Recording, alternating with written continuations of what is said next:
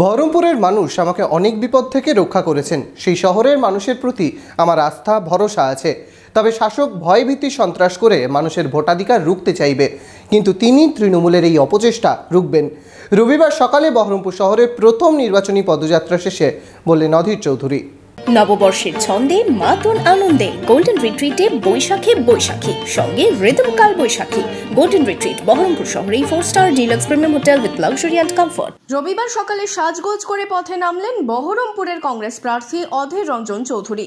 Baharampur station সংলগ্ন চুয়াপুর ওভারব্রিজের সামনে থেকে পদযাত্রা করে বহরমপুর শহরের স্বর্ণময়ী বাজার, সুতির মাঠ, জজকোর্টের মোড় হয়ে গোড়াবাজার নিমতলা পর্যন্ত পায়ে হাঁটলেন।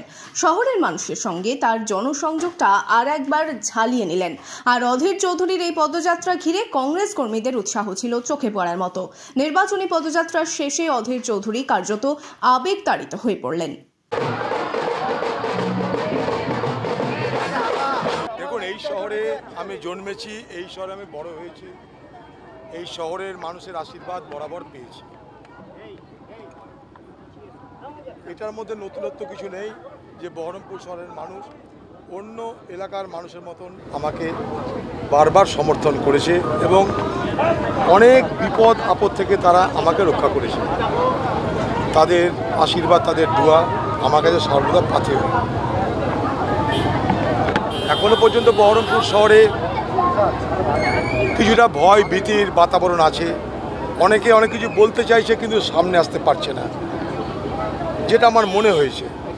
তো আমি বহরমপুরবাসীকে একটাই কথা বলতে চাই যে একটা বুথে একটা ভোট রিগিং করার ক্ষমতা কারো থাকবে না।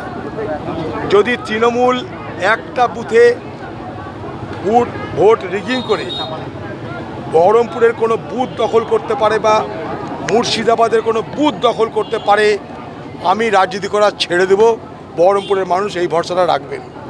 প্রত্যেকটা মানুষ যাকে খুশি ভোট দিন, কিন্তু প্রত্যেকে ভোট দিতে যাবেন।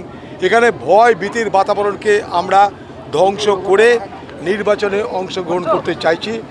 মানুষ আপনারা নির্ভয়ে ভোট দিন।